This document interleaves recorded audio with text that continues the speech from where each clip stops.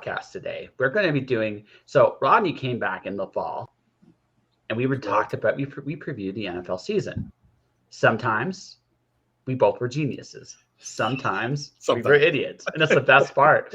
And sometimes we were pleasantly surprised, and that's what we're going to talk about a little bit. And then we're going to preview the playoffs because the playoffs happen in a week, and we're going to figure out who we think are going to win, who we want to win in some cases, because at least one of us has a dog in this fight. Although next year, I'm going to have a hell of a dog in the fight next year. Based on what I've seen, we'll talk about that a little bit. Let's get the stuff that we screwed up with wrong, which is pretty much the AFC West. Yeah, I think everybody got that wrong. Yeah, Denver was the biggest holy crap moment in that division, though. Holy, I could see them not winning the division. I did not expect that gong show. I felt so bad for the defense. And as bad as it was for 15 weeks, when they fired the coach, the last 2 weeks, they won. Hey, buddy. Hey. You want to play? Hey, everybody. Producer C's in the house. Nice. Producer C, come on in. There he is. What's up, buddy? Yeah, but they the one thing, since we're talking about mistakes we've made, that this year has taught me more than any, especially this last week, was listen to that little voice in the back of your head, because it told me Detroit's going to win. They're not going to. Green Bay's on a roll. Detroit's going to win. That real calm voice in the back of your head that says, Detroit's going to win. Detroit's going to win. Houston's going to win. Houston's going to win. I ignored them. See, I knew Detroit was going to win. I knew that. Because I knew it too, but I picked the Packers. Why? What the fuck's wrong with me? Because, actually, we weren't going to go too deep into philosophy. That's, I guess, maybe the only side tech. This is what I've learned. This is what I've learned about human beings. We get stuck with ideas. So we're used to seeing patterns just going a certain way. Yep. The cool thing about sports, this is the one thing I will say about sports, it's really cool, especially the NFL. You get to see visible changes year in and year out all the time. Yeah. Green Bay has been a dominant team for a very long time. Their time is up. I think that's the one thing we got right. We're both really happy about, actually, is how terrible they were. Well, I was a fan of. I love Brett Favre. So yeah. I was a fan of the Packers with Brett Favre, and I was a fan of Aaron Rodgers early on, and just over the years and all of his shenanigans about retiring or not retiring or wanting to be stroked and all that stuff just got on my nerves. Yeah. So it's just like whatever, and watching. Dan Campbell's press conference when he got hired and how everybody made fun of him and how I was like, oh, this guy's kind of cool. I'd run through a wall for him. Oh yeah. We might as well just get to it right now. Yeah. I think the Lions was like, okay, I can actually come out as a Lions fan again for the first time in a long time. Welcome to the party. I was able to come out as a Bengals fan 2 years ago. Yeah, I know. Yeah, it's I'll tell you what it was. Sitting on the couch, watching the first game, actually watching the national championship game, LSU and Clemson, knowing that we had the number one pick, I was excited because I was like, holy shit, this kid can play. And not only can he play, but he has the moxie to run a huddle, to run an offense, to be a dominant alpha male in the locker room, which the Cincinnati Bengals hadn't had since Boomer Esiason left. Yeah. And you guys are going through the same thing now. I mean, you've had it, but it's starting to come together. Well, okay, so I was half right with Jacksonville. Okay, you were right with Jacksonville. We're going to give this thing. And then this is what I said about Jacksonville at the beginning of the season. I thought it would take them. What Detroit is this year is what I thought Jacksonville would be this year. Yeah. Right? The first half of the season, Detroit had to learn how to win. God help the league. They figured it out. And they are now a holy terror. You take the first six games out, Detroit is 8-2. Yep. Right? They learned like nobody wanted to play them in the second half of the year. Once, and ironically, it was Green Bay beating Green Bay. They found something when they won that first Green Bay game. Yeah, and it's funny how you see the passing of the torch from one era to the next. You saw it with Brett Favre and with Aaron Rodgers. And you kind of see it with you saw it with Montana and Steve Young. But as far as going from one franchise quarterback to another, but when you see it in the division, when the Steelers started getting old, and they were going from 12-4 to 10-6, and then the Ravens were young and they were hungry and they won that Super Bowl 5-6 years ago. Yeah, it's cyclical. And the Bengals always had good teams, with Marvin Lewis and Andy Dalton, but they couldn't get over that hump. That must have been so frustrating for you because they're like, okay, so I'm more a hockey guy than a football guy. In the NHL, there was a team called the San Jose Sharks. They were always on paper, back when my team, the Red Wings, were winning all the time. On paper, they were the best team. Like, you could look at their talent, and it was incredible to watch. I actually thought at a couple points they were good enough to go all the way. But for some reason, they couldn't put it together. No, they just couldn't.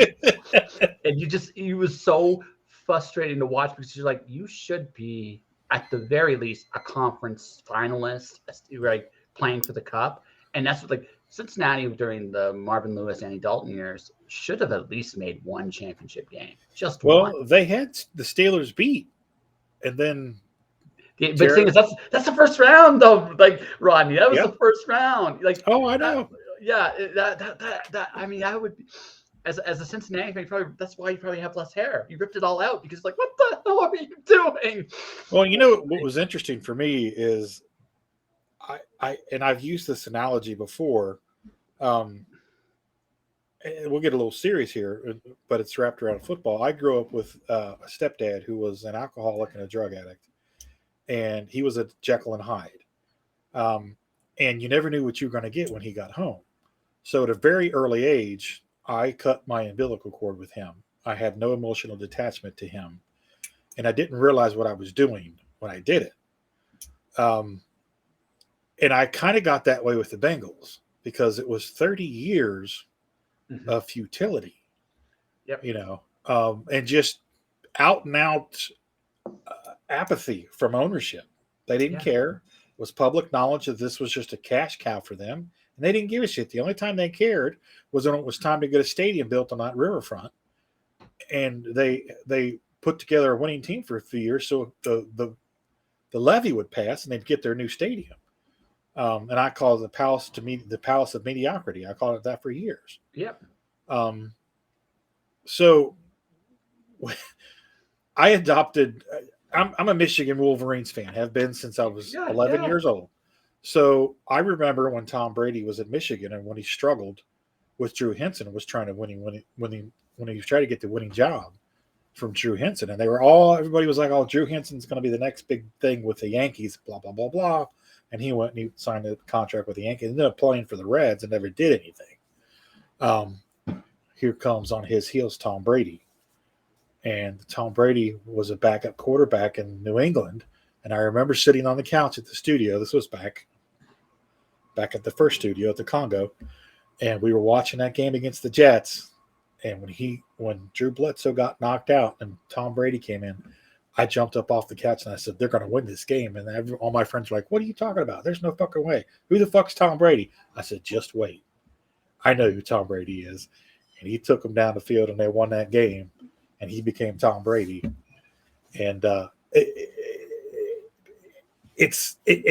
so I was detached from the Bengals for several years and was a Patriots fan because of Tom Brady. And I still have a Patriots hat that I wear to the gym. It's my gym hat. It's all sweaty and nappy. And I had it on the other day, and I was at a store, and this kid would start talking to me about the Patriots' chances in the playoffs. And I just looked at him, I was like, dude, I don't care about the Patriots. I'm a Tom Brady fan. I said, go Bengals. He was like, oh.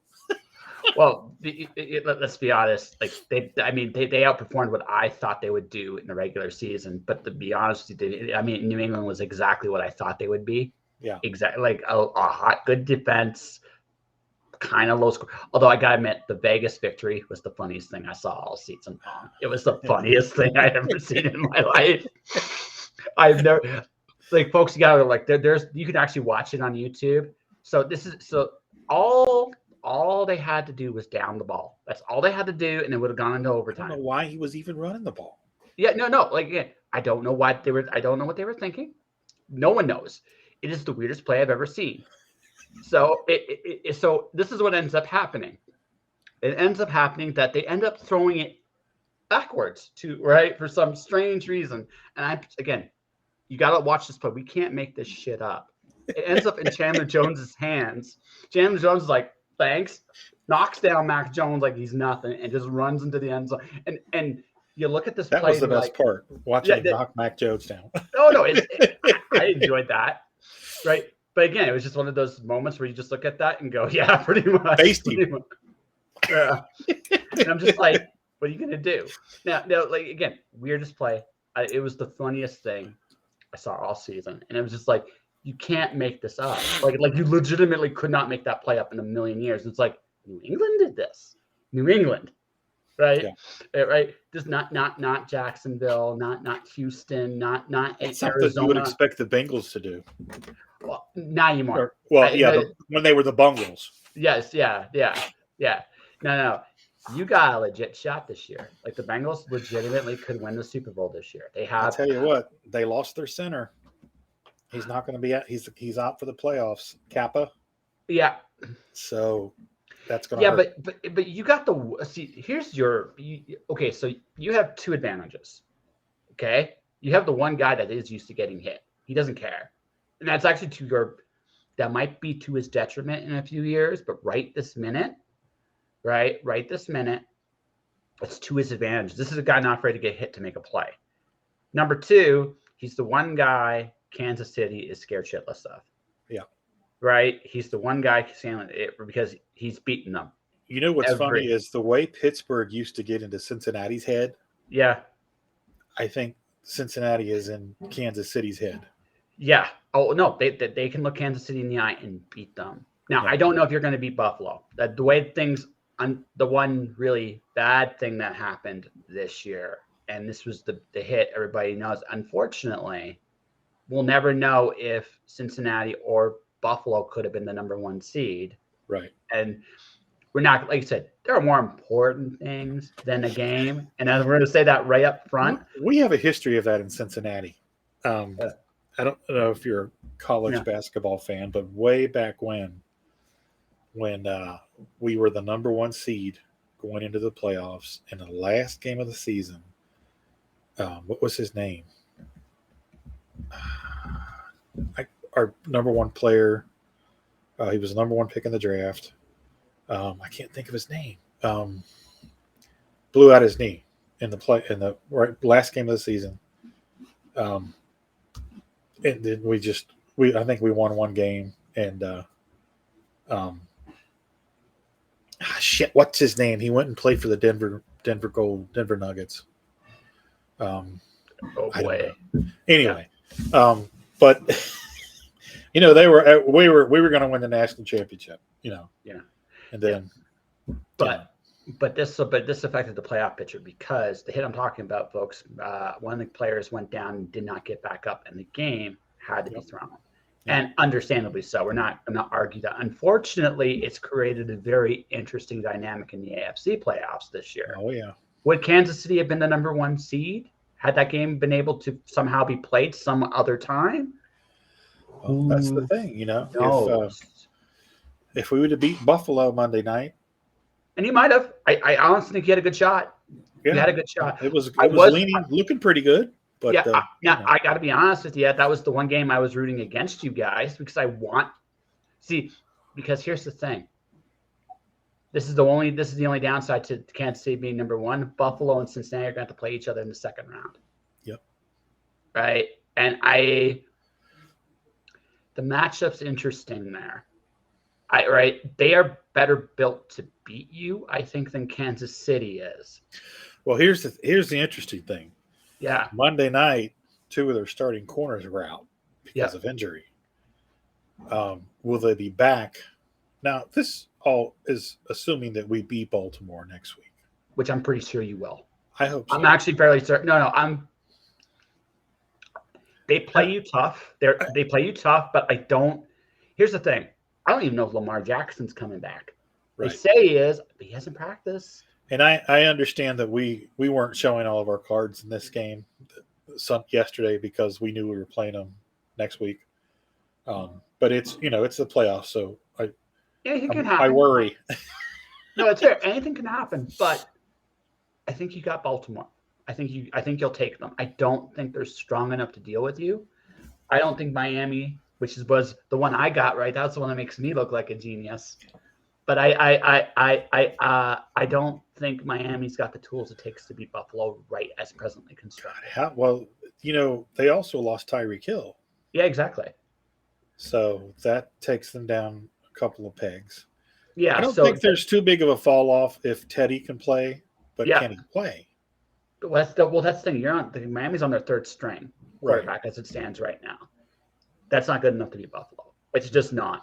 So So I think Buffalo and Cincy are on a collision course in round 2, and I think again, Buffalo is a better matchup for Cincinnati than Kansas City is. Yeah. That's just reality there. I honestly think Kansas City is Buffalo's kryptonite. This is how I look at this. I think Kansas City is actually Buffalo's kryptonite, and I think Cincinnati is Kansas City's kryptonite. So it's and I say that just based on the fact because the big problem I find with Buffalo is I want them to win. I think if there is one good thing that could come from the hit, it can unite a team in a way very few things can. Right. And it might do that. And if that's the case, Buffalo will be a holy terror in the playoffs. But at the same time, I'm looking at them as what they are. They rely too much on Josh Allen. That's the problem with the team. Too much. They need to give that. They should have taken the time to develop their running game, even if it cost them their seeding. Because I think if they were a little bit more of a complete team that way, they would be like this was their year. But it still might be their year. I mean, I'm speaking like that, just like I think like I said. But if Buffalo had been the number 1 seed, Kansas City would have had Cincinnati in round 2, and I would have grinned like an idiot. And because I think he would have sent them home. Well, the interesting thing is, and I was pulling up this playoff picture that I saved off of Instagram. They're going to have to play the winner of San Diego, and I keep calling them San Diego, but that's okay because to me they're still San Diego Chargers, and the Jacksonville Jaguars. Both of those teams are hot and dangerous right now. See, I think everybody's sleeping on the Chargers. Yeah. That's what I think everybody's sleeping on them right now. I look at them honestly, and I think everybody wants Jacksonville to win. But again, I still think Jacksonville is in the learning to win phase. Yeah.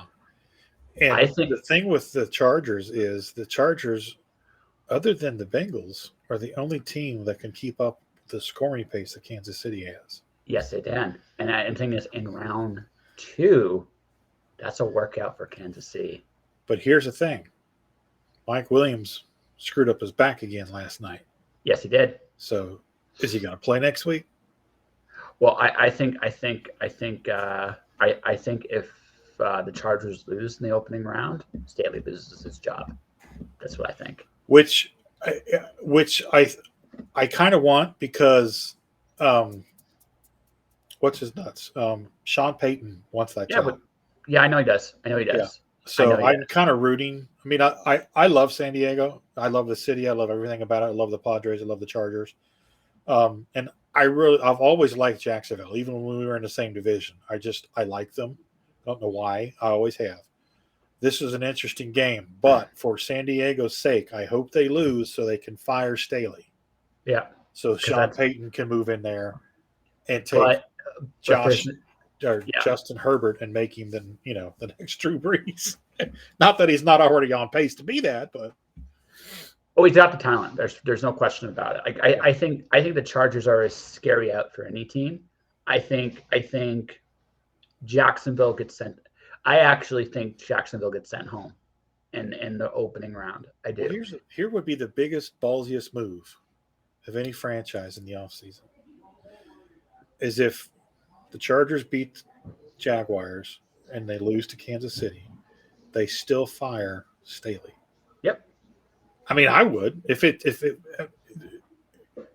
Peyton's pretty much made it known that that's the job he wants. He lives in LA now. It's one of only 2 jobs he'd take. Yeah. That's the most attractive job in the league. The other one that would be there was another one. Hold on, there was another one I heard that would be really, really, really interesting. That would be Dallas. That'd be the other one he'd want. I don't think he wants Dallas because of Jerry Jones. It depends on the deal that's cut there. It depends on the deal that's cut there. But I think. Well, Jerry Jones is also on the back 9. Yeah, exactly. That's the thing. He knows that. Yeah. So it depends on the deal cut there, right? But I think Dallas he'd be very interesting in Dallas, and and I think Dallas, we'll get to them because Dallas, I have no idea what to expect from them next week. I do. See ya. See, normally I would agree, but Tampa's terrible. Like, oh, that's true. They're playing. Yeah, okay. So they might be. They'll probably beat Tampa Bay. I don't know though. I don't know because this is a game. They got their asses whooped by the Commanders. No, I know they were playing everybody, but still. No, actually, no. That's the terrifying part. They were playing everybody. They were. Yeah. I think the Buccaneers are going to smack them. Well, we'll see. Well, okay. There's 2 ways of looking at that. What happened on the weekend with Dallas? It's good they got it out of their system now. Because I watched. No. I watched that. I watched a good chunk of that game because so my side gig. I work actually in a sports arena. And I actually work, and I set up the events there. I work the events there, so I get to watch lots of sports now on a regular basis, like that's awesome. In-house and out. Right? It's oh no, you develop an appreciation. I say this: I'm an artist first. I'm not an athlete, but artists and athletes do a lot of similar things, you must respect the work they put into their craft. That's the bottom line there, right? Speaking of that, how cool would it be to be a general manager in the NFL? It'd be fun. Oh my God. That would be so much fun. Building teams. That's the fun part. The not so fun part's the egos. But that's that comes partial. Well, yeah, but I mean you have to be able to separate the ego from the reality. Yeah, yeah, exactly. And those that can do that are successful general managers. Yes. So going back to what I said, I watched the Dallas game. I watched the part, right? And so they weren't meant to win that game. I had to. I was forced to. That's all that was on. No. For me, but it was. I watched it like the very first play, like the very first punt. It's in his hands, and he just drops it. And I'm looking at, and he's mad at himself. Like you could tell, he was just so mad at himself because it was just one of those fluky things. But that was the game. Like it wasn't just that Dallas played bad. That was part of it. I mean, you have to work really hard to suck that bad. You really, really do. Well, what it shows is how big it was in their heads. Yeah. They were under tremendous pressure not to lose to I keep almost saying Redskins, to the Commanders.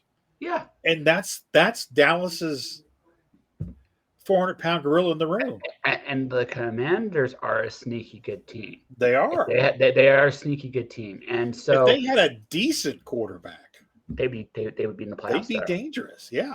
They'd be in the playoffs right now. Yeah. They're that good. The thing is, it was a combination. Like the bounces were not going Dallas's way at all.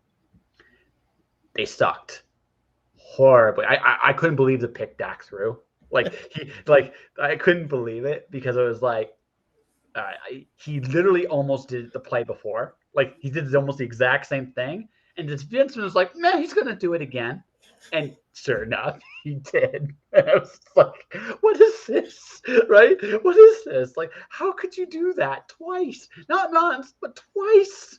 Right? It was like a comedy of errors the entire game. Yeah. So it was just like you watch that game and you just like here's the thing. Dallas's C game should beat Tampa Bay. Their C game, not their A game, but their C game should do it. But one thing I can give Tampa Bay is this: Tom Brady is not going to beat himself. That's the one thing I will give Tampa Bay. So it's the only advantage I'm giving Tampa Bay in this matchup. So there's really no excuse. Dallas is going to have to beat them, but Dallas has all the talent in the world to do it.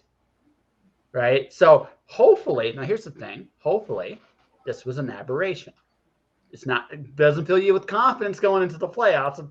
So I know the flip side of that. But I've never taken the Cowboys serious as a contender either. I think it doesn't matter who wins between Tampa and Dallas. Philly's sending them home. That's what I think. Actually, yeah.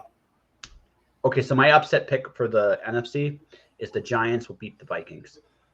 Yep, I agree. Yep, that's my pick. So the Giants will play the Eagles, and that will be a tough game. That will be a tough game for the Eagles because Giants, if they had a quarterback, might be in the Super Bowl right now. But the thing about it, they're still a really good team. They work great with their limitations, and they know who they are, and you have to beat them. I think Philly can beat them. Yeah, I do too. Let's circle back around to the Cowboys again real quick. Just want to touch on this. I don't know if you heard this, but the Denver Broncos asked for permission from the Cowboys to talk to Dan Quinn. Oh, nice. Yes. So what's that tell you? Sean Payton told him no. Yes. No. Okay. We'll talk. He was probably going there for some good weed and a good steak dinner. That's pretty much it. And maybe and some good music. And not necessarily in that order, right? A little downhill skiing, Yeah, exactly. So, but I say it like that because what's Denver, we should talk about that. Like that is literally like that. We were so wrong on that. It was not even funny how bad they were. But oh my God. But the thing is, looking at the playoff picture, I think the Giants are sneaky dangerous. I would not be shocked if it's a giant. I don't know who stops San Francisco in the NFC. I don't know who does it. I actually think they can be had because honestly, the rookie sooner or later is going to have a bad game. Yeah. Sooner or later. So you have to, again, they might get through the playoffs with him, maybe. But again, I don't know. If I was playing chess, I think very much, what do you do in chess? You go after the king, you go after him. See what he'll do when he's against a really good team. Well, that's been the formula for beating Tom Brady for the last 20 years. Go after him, get him rattled, and he doesn't perform near as well. Yeah. Yeah. So it like the matchup. So I like I said, that's the thing about San Francisco. It's the only question I have with San Francisco. But because again, Jalen Hurts is hurt. If Jalen Hurts was 100%, I'd be going with the Eagles to the Super Bowl. I think they're better than everybody else. But if he's hurt, Eagles have shown they can't win without him. They're the number one seed, right? Yeah, they got an okay, so he's got an extra week to heal. That's good. Okay, cool. Yeah, that's why he played on the last week. It's actually good. Get him some rust, but it's also why he didn't run the ball very much because he didn't want to take too many hits going into the postseason. Right. Right. So what I expect to happen going into the playoffs is that. So my NFC goes like this. I think Seattle puts up a bigger. I'm glad I wish it was the Lions because I think San Fran would have more than what they could chew there. That would have been an interesting matchup. Yep. Yeah. I think San Fran wins, but again.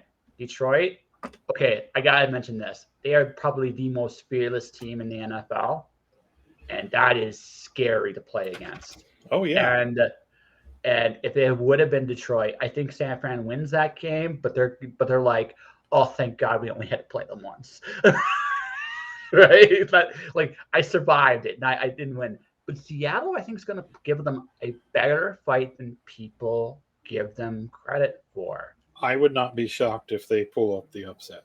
Yeah. That would not shock me at all. Yeah. They have more, like, they're a better team than a lot of people are giving them credit for. And again, Green Bay would have been shellacked by San Fran. Detroit would have been the fight of the century. Seattle's somewhere in the middle. I expect them to get overwhelmed, but I don't expect them to go quietly. I'm writing down my predictions. Okay. So if I'm looking, you see me looking down, that's what I'm doing. Yeah, no worries. So am I on something, or do you think I'm on to something? No, I agree. I think how do you okay? No, I totally agree. I think the Seahawks would. That's totally believable with me. I totally believe that. They're a division rival, and they're not expected to win. They have no pressure. So they're going to go in there. They're going to go in there going, let's see what happens, right? And if San Fran doesn't put them away early, it's dangerous. A team like that is dangerous if they get to hang on, right? Yep. So, right. And the Vikings, again, no one fears the Vikings. I think they have their defense is a joke. Yeah. Oh, yeah. No one fears the Vikings. No one. And as far as the Giants go, Giants feel pretty good going into that game because the first time they played them, they lost by a field goal at the very end of the game. So Giants are like, we can beat these guys. We can do it. So my pick is, assuming he's healthy enough, it's Philly that will come out of the division. And I think if I had to go with the second choice, it'd be San Fran.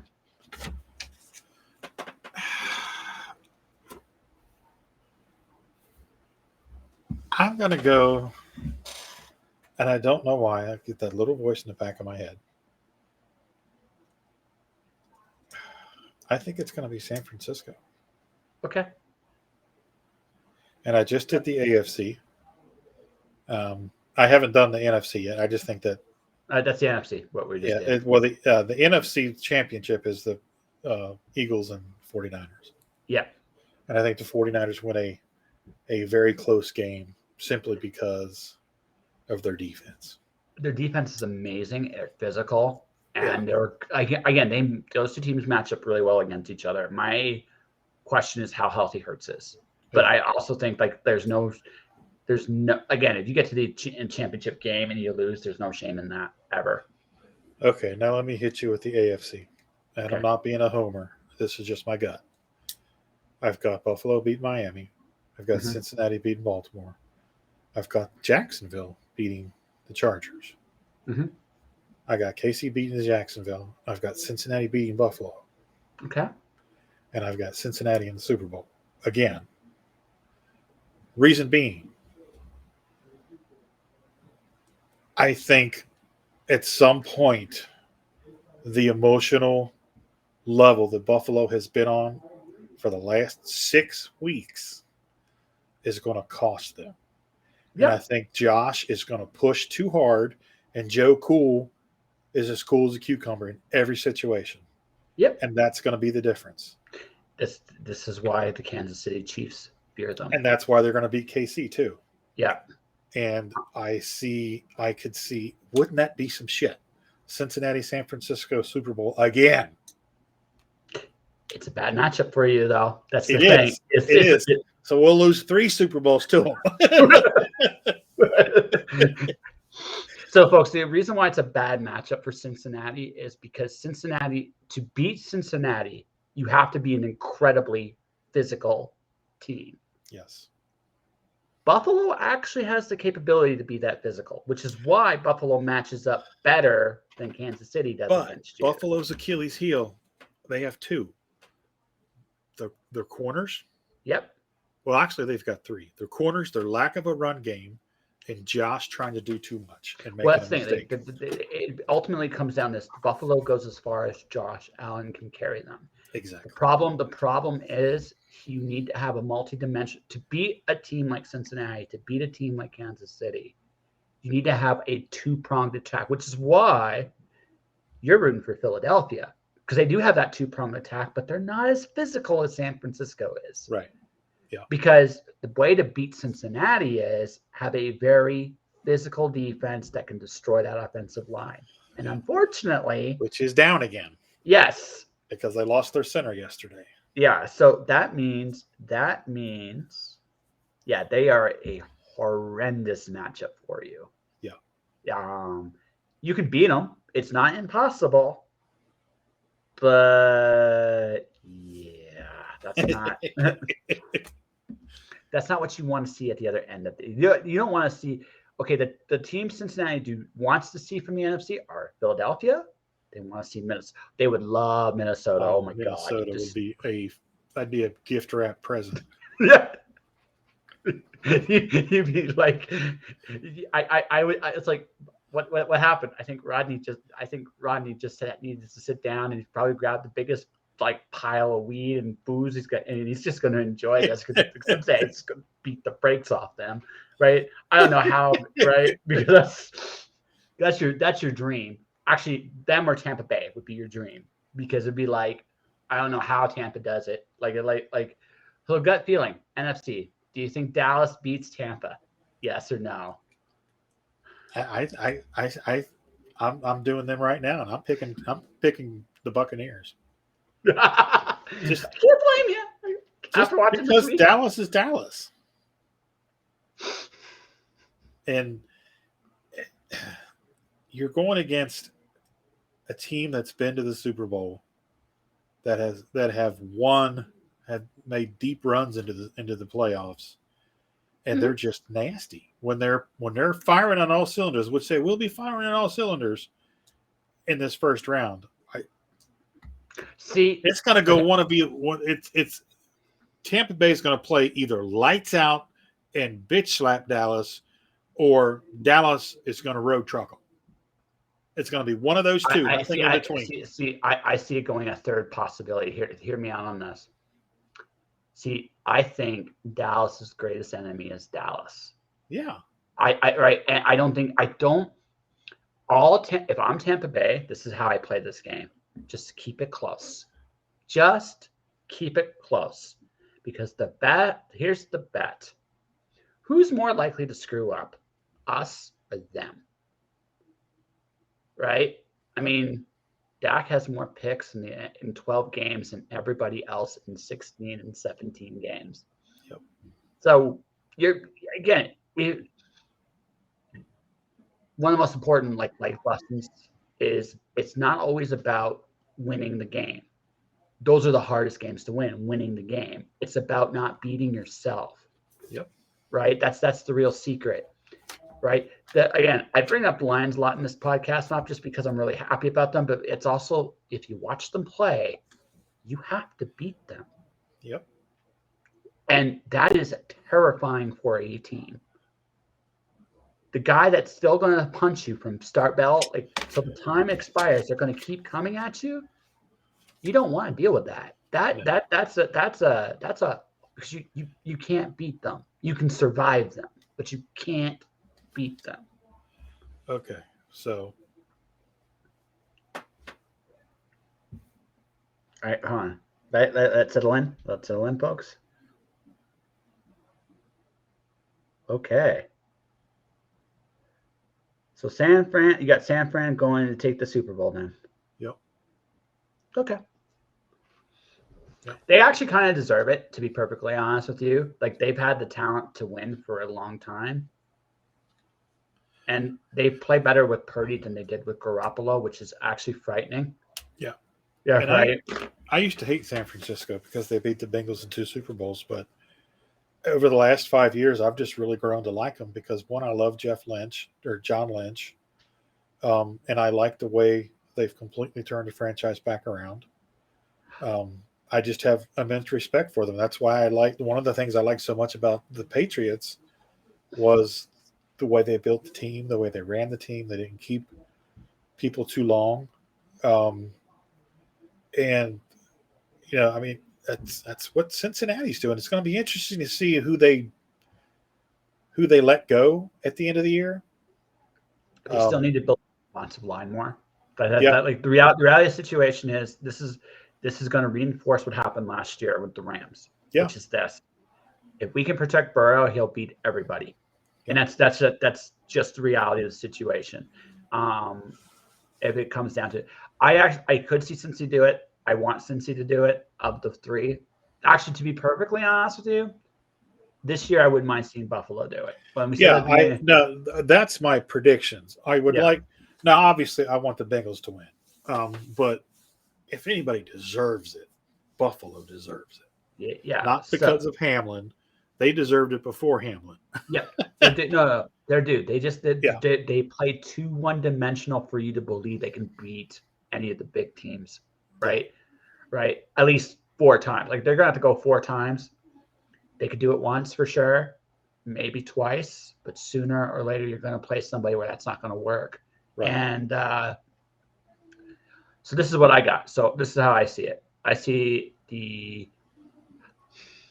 I'm going to play it like this. I'm just going to go for it. I'm just going to say, fuck it. I'm going to say the Seahawks upset the 49ers next week.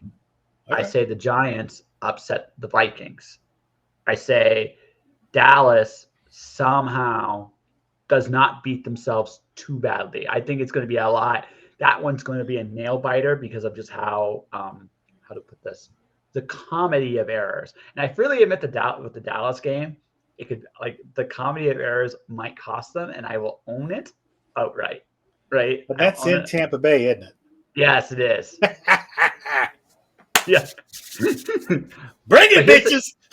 Yeah. No, like I said, Tampa Bay is just completely terrible. It's the only reason I'm doing this, right? It's like Washington's a better team than Tampa is. And that's the even though Washington was just playing their backups. So again, I'm not saying that one with a ton of confidence because I don't know what the hell I'm going to get with Dallas next week. I don't. It's one of those shrug. They can't be worse than they were this week, and that's pretty much true. So or can they? Okay, let's do it this way. It's playoff time. It's time for Romo to not catch the snap. Yeah. So I'll tell you what. If it happens like that, I'll buy you it when I do meet you in person. I will buy you a beer, and I say, I will never trust the Cowboys not to even be this bad, right? Right. And folks are laughing because this is a possibility. They are that chaotic.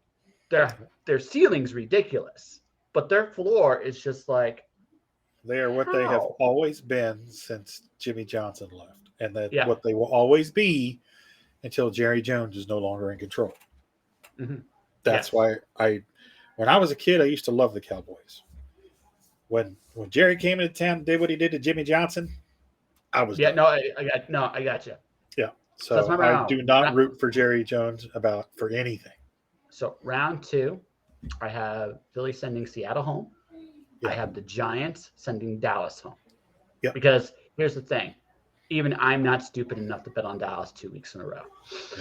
No. Smart man. Yeah. No, I can give, and the only reason I'm even giving them this shot is because Tampa Bay is that terrible, right? Yeah. Is that terrible? They're just not good. So round 3, I got the Giants versus Philly. I got Philly going to the Super Bowl. Now let's go to the AFC. Okay. I have, Buffalo beating Miami. I have Cincinnati beating the Ravens. I have the Chargers. Yes, I want the Chargers to have good coaching, but I feel like the Chargers just don't got enough respect. So I think the Chargers are going to send Jacksonville home. I think that's the matchup of the first round right there. That's the best game. And I agree, but here's the thing: pressure is an immense thing. It's a powerful thing. It is. And the Chargers are under immense pressure to not choke, to prove that they belong. Jacksonville's playing with house money. But just like Detroit was playing with house money. Yeah, that's Jacksonville. Jacksonville is Detroit light. Jackson. Oh, I get it. But here's I think here's the key difference. I have more faith in Herbert than I do. This isn't like a Dallas situation. Herbert is actually incredibly consistent. If they do lose because of mistakes, it won't be him. It'll be somebody else. No, I agree with that. I agree. So but having watched Trevor Lawrence over the past 6 weeks. Oh, he's great. Yeah. And in fact, the only team that did pile drive him was hi. Yeah. That's it. Everybody else, no, he is. It's funny as this is going to sound. I can't wait for next year. I can't wait for the draft. I am so excited. Come on, April. I can't wait for the draft because Detroit's got the 6th pick. Oh, they're going defense. They're going to go defense. Yeah, basically, it's like that's all they need. They're set in almost every other category. I don't think you get rid of Goff. Goff played unbelievable. Oh God, no! Yeah, he's amazing. Yeah, and it's funny because like I am going to be paying hard attention to what they do in the draft. Yeah, along with the Bengals and along with Jacksonville. I'm just like I don't know. Jacksonville's just kind of become my little stepchild. Well, no, Jacksonville next year. Oh, they might topple the whole apple cart next year. They might. I could see it. But I think that this is my opinion.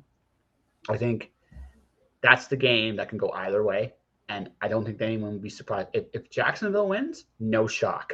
If the Chargers win, also no shock. It's one of those somethings. I feel like that's one of those games where you're just going to feel bad someone had to lose it. That's basically that's how I feel that game's going to go. So that game's on Saturday. Mm-hmm. Seattle, San Francisco at 4:35, and Jacksonville and the Chargers at 8:15.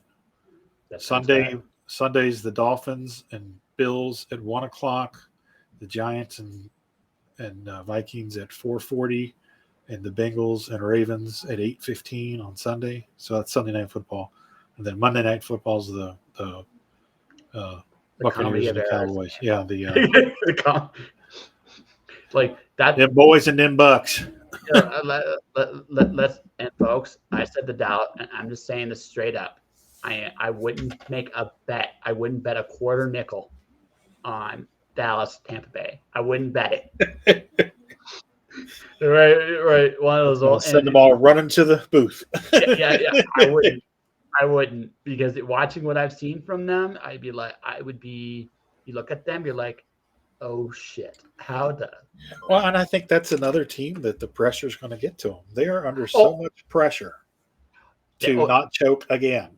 Well, here's the thing, Dallas, in that game has all the pressure in the world. Tampa doesn't have any. They suck. They know it. Their ceiling is round 2. That is their absolute best.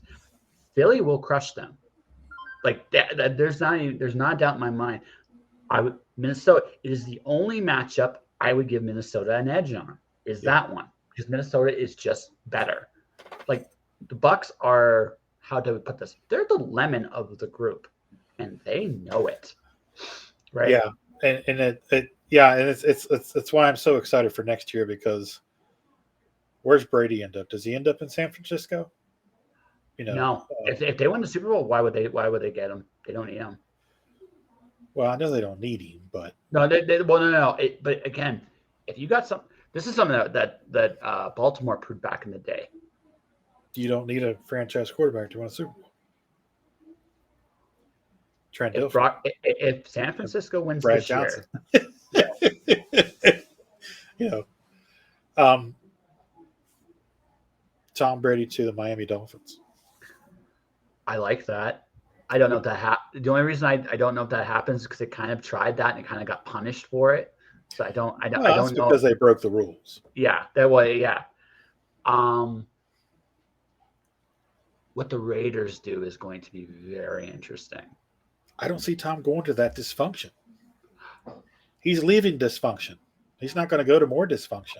Well, no. See, I have a slightly different take on this. It's dysfunction you're comfortable with. See, no, because I don't think Tom's got the patience for. No. I get that normally, but here's the thing: some of what happened in Tampa is on Tom. Some of it, not all of it, but some of it, right? Yeah. So he created some of that dysfunction. Now everybody knew that there was a shelf life with Tampa, and Tampa's going to have to rebuild starting next year, and they knew this when they got him. However, he was okay with it to some degree because he was here for that as long as he was. Now, he's only got at most a year, 1 year. If you're San Francisco and you win the Super Bowl this year, why do you get Tom Brady? It's a nice story. You're right. Yeah. You don't get him. If you're the New York Jets, do you want? I don't think you want. Okay, the quarterback. And here's the thing: I don't think the quarterbacks in the draft this year are very good, but I don't think they're like Trevor Lawrence. Right? What about the Giants? That would be interesting. It's a better franchise than the Jets. No, he would do. I think that would be. It stays in the NFC because I don't think he wants to go back to the AFC. No. Right. So that's the argument against the Dolphins, and that's the argument against the Raiders. He goes back to the NFC or the Jets, but the Giants, maybe, because the Giants are right there. Like, I have them going to the conference championship, and you're not like shaking your head at me like I'm crazy. No, because they're a huge dark horse. Yeah, they're not crazy. It's not unheard of that they get that far. It's just, they're missing. Their quarterback has some limitations. Tom does too. So but Dable's your head coach, and Dable's a quarterback whisperer, so they might work well together. Yeah, at least. And you bring back Jones to sit in the same room with Tom for a year or two, who knows, and then you see how much he improves, because it's not going to cost you anything to keep Doug Jones. So here's the thing: I think Brady's only got 1 year. I watched him play this year. He is at the end of his rope. Whether he wants to admit this or not, him going 1 more year will be a bit of a miracle. It will be a bit of a miracle. He'd have to have literally hit. He's 46 now, right? He's 45. He's going to be turning 46 when he gets there next year. Okay. So, and the thing is, he can't take those hits. He's not what he was when it comes to even throwing the football anymore. If I'm being perfectly honest, I think he honestly should retire straight up. Oh, I thought he should have retired last year. Yeah. No, I think, but he should retire. He's whether he realizes it or not, he's at the crucible of his career. Yeah. And he's got a job waiting for him. Yeah. He's already got a signed contract with Fox. So yeah. So it's that's what he should do. If he does go back on a team, he has to hope my scenario plays out, because if San Fran does get upset in the first round, they'll sign him. Yeah. They will sign him. He'll be the answer. Yeah. But so where's Garoppolo end up next year? The Raiders? No. I don't think he goes to the Raiders. I think he ends up in the Jets. You don't think he reignites with Josh McDaniel? No. I don't. I think one of the things San Francisco kind of showed about him is he's a good guy. He definitely commands the huddle, but he has certain limitations. You have Derek Carr. You had Derek Carr, and you just got rid of him. Carr's better than Garoppolo. Oh, yeah. Where's he end up? The Jets? I have Garoppolo going to the Jets. See, I had actually. That's right. You said Garoppolo going to the Jets. Yeah. I actually had Carr going to the Giants. I don't like the Giants. I don't. Here's the thing. This is so funny. I don't like the Giants, and I don't like the Denver Broncos, because to me they're just boring franchises. Kind of like the Indianapolis Colts. If I never saw another Indianapolis Colts game ever again, I'd be completely fine with that. I don't care about the Colts. I have no interest in watching the Colts. Same way with the Giants. Same way with the Broncos. Now, the Giants are the least of that pack because they have divisional matchups that are pretty tenacious. But I hate the Denver Broncos because they're just I'm so apathetic towards them and Indianapolis.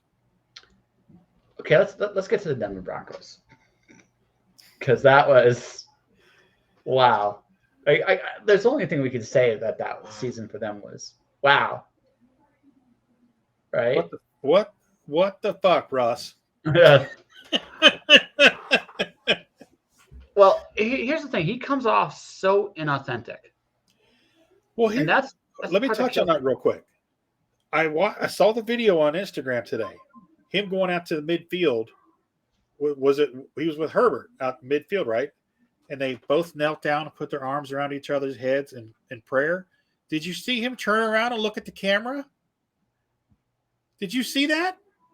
I haven't seen that. No, I have to look at that. Yeah, look at it. Check it out. I was like, you pompous little fuck. You looking for the camera. Yeah. That just and people say that he's like that. He's all about his image and everything. And I was just like, now whether he was looking back because somebody yelled something at him or what, that was the impression that I got. No. If your face goes to the camera, you want the camera. That's the way it is if you're an athlete. So that's the thing. Like I'm looking at the Denver Broncos as if this is who he is, they're going to be a train wreck for the next 3 years. Well, why would you keep him? I mean, I know you're on the because his contract's ridiculous. And no. He's gonna make what, $50 million next year? No, but they signed him to a 5-year, $250. I know, but at what point? Now the Walton family owns them. Mm-hmm. Now they've got more money. The only people on the planet with more money than them is Bezos and Eli. Eat that shit and go get somebody that's going to win you some games. Because if he's afraid to run, because he's not running anymore, he ran these last 2 weeks because that coach got in his ass. Yes. But the older he gets, the less he's going to run, the less effective he's going to be. Oh no. So this is an interesting. This is like a min-max concept here, because he's something like $120 million right now. Cap hit. Yeah, I know. So if they got him, they've lost. They're stuck for at least 2 more years. Yeah. So and they have no draft capital. By the way, that's why as a Lions fan, I'm very, very, very. Oh, I'm ecstatic because as I've said before, I hate the Broncos. So. Yeah, so they're going. So it is almost again. No one could have predicted he'd be this bad. No one did. But here's the thing. But their defense is tenacious. And that defense is going to get dismantled in the next 2 years, because here's what's going to happen. This is what's going to happen. The defense guys are going to look at this guy. It's like, this is a cardboard cutout motherfucker. I ain't going to do shit for this guy. They're going to go to the ownership. Listen, can you put me somewhere where I at least can compete? Because here's the thing. You don't mind losing. You might hate losing, but you don't mind losing if the effort is there. Right. And you're dealing with, like, we talk about like Dan Campbell being a cool dude. The reason why Dan Campbell gets the responses he gets is because he's authentic. You can see it. Yeah. You can see it. He's a real dude. He really cares. He's really passionate. He's really, really into what he's doing. It's hard not to get sucked into that process. Well, and the thing now is, because of the influx of Burrow and Lawrence and Allen and Mahomes, you've got these generational quarterbacks all in one conference. And we haven't even mentioned Lamar Jackson. And Lamar Jackson, God, until through this coming week, hope he's fine until, after this week. I mean, you've got people wanting to come. There's people that want to come to Cincinnati just to play with Joe Burrow. That's never been like that before. You've got people wanting to go to Jacksonville to play with Trevor Lawrence. Yeah, exactly. Nobody wants to go play with Russ. Yeah, so that's the thing. So since he's this much of a, how should I politely put this, gong show, we'll just say gong show, and you're stuck with him. Yep. Because whoever made that, I mean, I get the calculated risk. Seattle looks like a genius. Oh my God. By the way, the other great story, but we should mention this really quick. Geno Smith. Yeah. MVP? I don't think he wins it, but he should be in the discussion. If there's a most improved player, player award. Yeah, he'll win that award. Yeah. Yeah. And Jalen Hurts will win the MVP. I hope so, but I think it's going to be Mahomes. And honestly, I can't fault them if they go with Mahomes this year. I don't think it's Mahomes, because Mahomes was expected from Mahomes. Nobody knew what they were going to get with Jalen Hurts. They weren't sure. No. Okay. I can see the argument here's the argument for Mahomes, though. I'll give you the argument for Mahomes because I get where you're coming from, but here's the argument. What Mahomes does, and this, I have to give it to him. There's only 2, maybe other quarterbacks that can even come close to doing what he's capable of. In terms of raw talent, what he does week in and week out, he's smarter than Allen. Okay, he's a smarter player than Allen. Allen might be the most talented of those 3 of them. Honestly, like pure talent, Allen's incredible.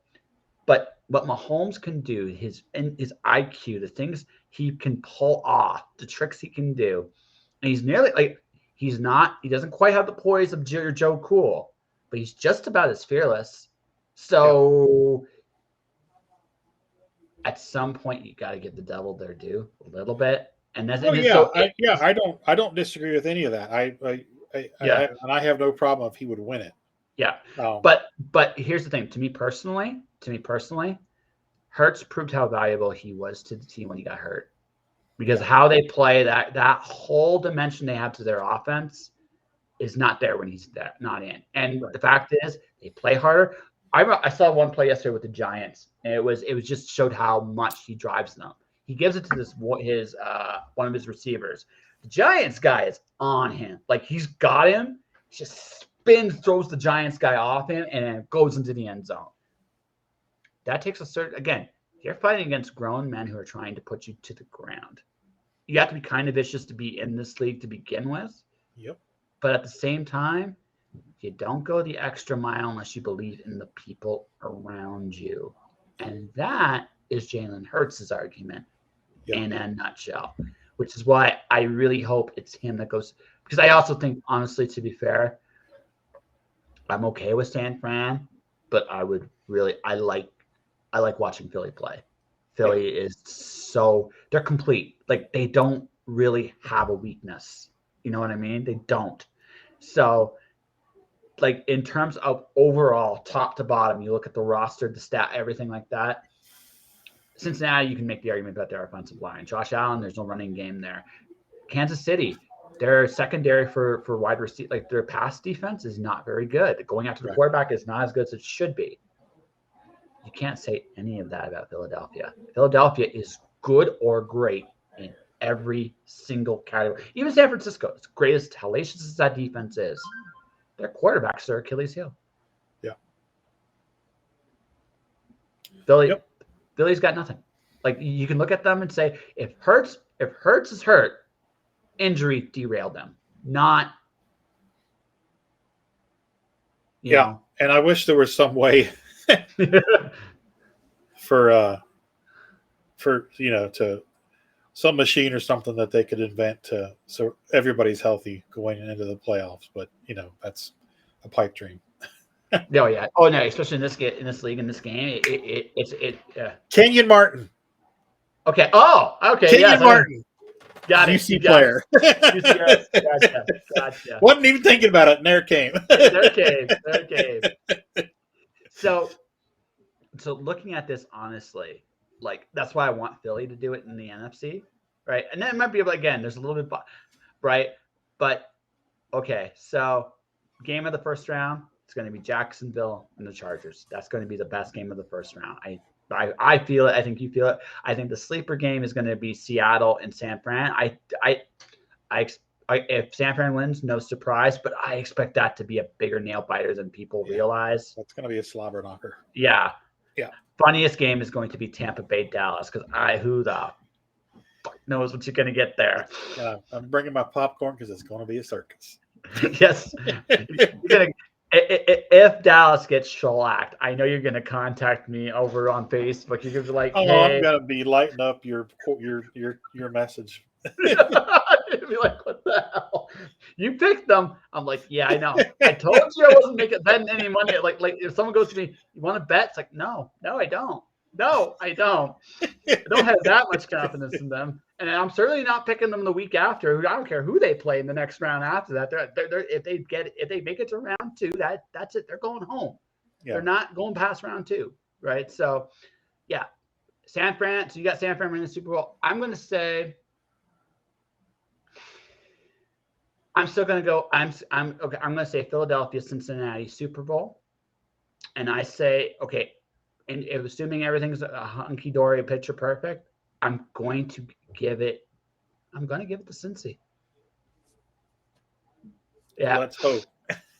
Let's hope you're right and I'm wrong. well, again, San Francisco is just it's your worst matchup. It's your worst matchup of everybody in the playoffs. Your best matchup, you match up well against everybody else. Like everybody, if it's anybody else, you're good. Giants aren't physical enough. I think Philly and Cincinnati would be an incredibly amazing game. I think it would be one for the ages. And I think a lot of people want to see that. Yeah. I think that would be a great one. Let me ask you this. Is there Kansas City fatigue yet? Is it still too soon? Yes. Okay. Yes. Yeah. Here's the thing. They could win it this year. Okay, let's be very, very, very honest about this. They could. They can beat. Oh yeah. It wouldn't shock me at all. Yeah. Let's be perfectly blunt. They haven't beaten Cincinnati yet. Sooner or later, they will. Right. Now, I don't think it's this year if they do play them. But sooner or later, they will beat them. They can beat Buffalo. I think, again, as much as I want Buffalo to beat them, to be very honest with you, right, I think the reality of the situation is they're just too one-dimensional. And it's one thing to beat Kansas City in a season. It's another thing to beat them, right? I think what the honest reality about the Kansas City Chiefs, this is why I think I'm very hesitant to pick them outright, is this. They have a little too much hubris. Yeah. They're a great team, and they know it. Yep. And Cincinnati's still got a huge chip on their shoulder. Yeah, and they still do. So does Buffalo. Yep. That's why those two teams are dangerous to them. Although, again, I do feel they could handle Buffalo better than they could handle Cincy. Just, again, it's a matchup thing. It's a matchup and how teams attack each other.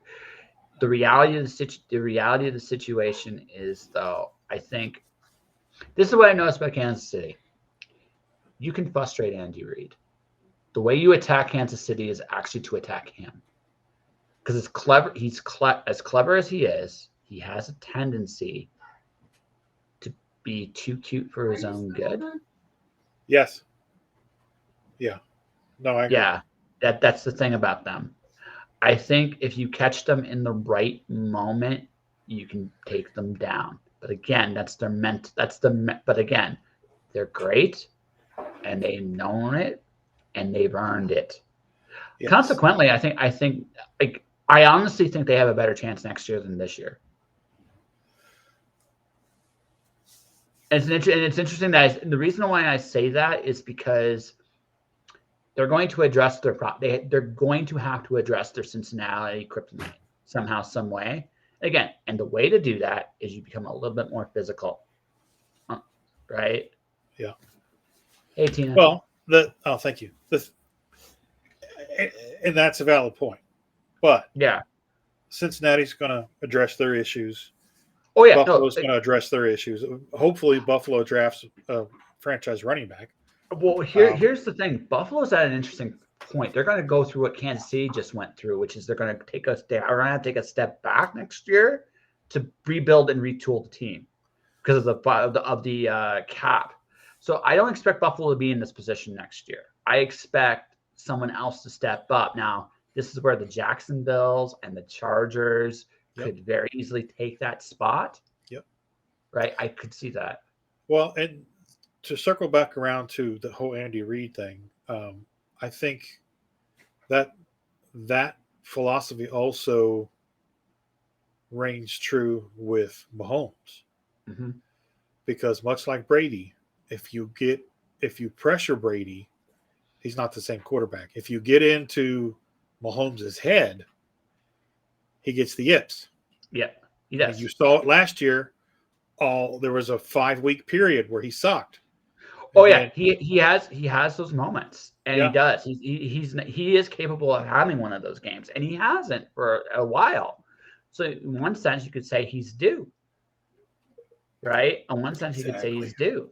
Yep. On the other hand, I kind of look again. They're a great team. They could very easily win it all, and whether fair or not, they got the number 1 seed, right? I think, yeah, like what it comes down to for me is this: if they're a little too cocky for their own good, and people want to see them get knocked down just a peg. And I actually think getting knocked down. This is why I was hoping they wouldn't be the number 1 seed. This is why I was rooting for Buffalo against Cincinnati last week, because if they're not the number 1 seed, that means they got to work for it. Yep. And I think for them, they need it. But to once again play devil's advocate, they had the number 1 seed last year, and they still lost. And Cincinnati trucked them. Yep. Oh no, totally. No, I'm not disputing that at all. I'm just what I'm saying though is, again, I think there is something to be said about working your way through the process. Oh yeah. It's hard. Actually, I will say this: in Kansas City's position, it's harder to be good. It's harder to maintain it. Yes. Yeah. And that's where they're at. Yeah. And that's why I think there's a fact. They're like legitimately, they're going to be a contender for the next 5 years. Well, here's an interesting thing to think about with Kansas City is Kelsey's 33 years old. Mm-hmm. So next year he's 34. He's going to start showing his age. At some point, yes. Yeah. So they need to be thinking about another similar type tight end, whether they get one through free agency or they draft one. They're going to have to replace him because he's maybe got 2 more years of this level of performance in him, and he's done. They seem pretty adept at replacing phenomenal running backs. Yep. I think they need to work on their pass defense. Oh no, I think they're in rushers. Yeah, but the thing is, again, that they're going to have to make a decision how they want to go going forward. Like I said, if Cincinnati beats them again, let's just say that Cincinnati sends them home again, then they got to look at the fact is we can't beat this team. And what we're going to have to retool ourselves a little bit to deal with this matchup, because if we don't, whenever we see them, they're going to send us home. Right.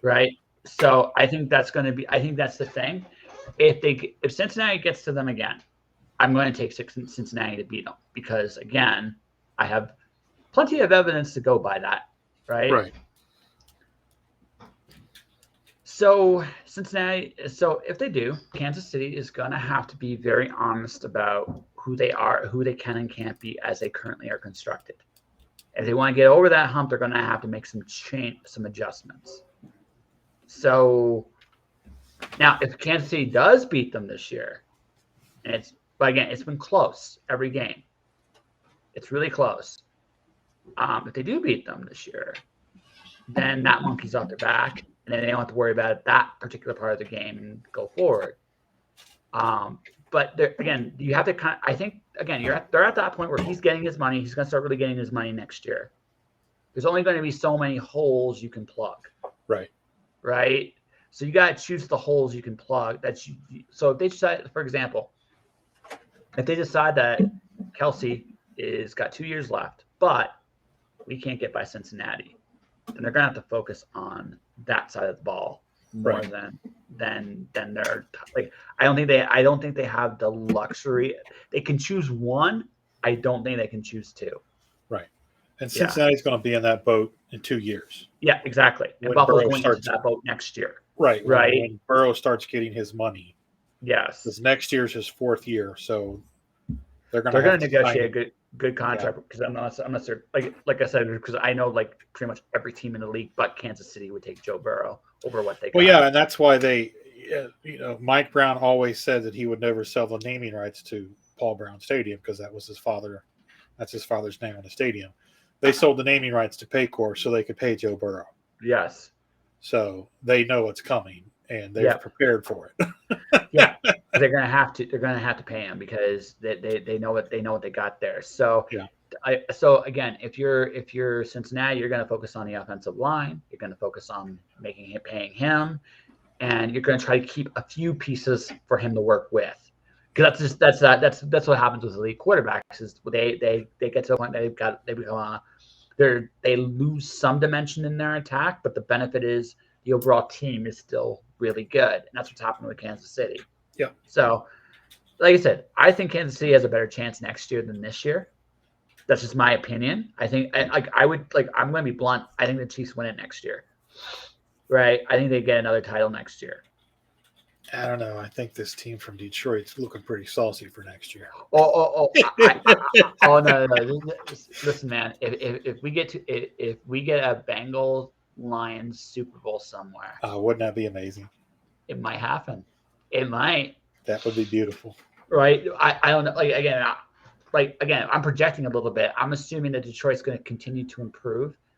And again, it's learning how to win and lose at different levels. But assuming they keep going the way, they're ahead of schedule. The one thing about them is they're a little ahead of schedule, actually. If they win 2 more games next year, they're in. They're going 2 rounds deep into the playoffs, at least. At least. And the team that takes them out is not winning the Super Bowl. I promise you that. I promise you that. Yeah. No.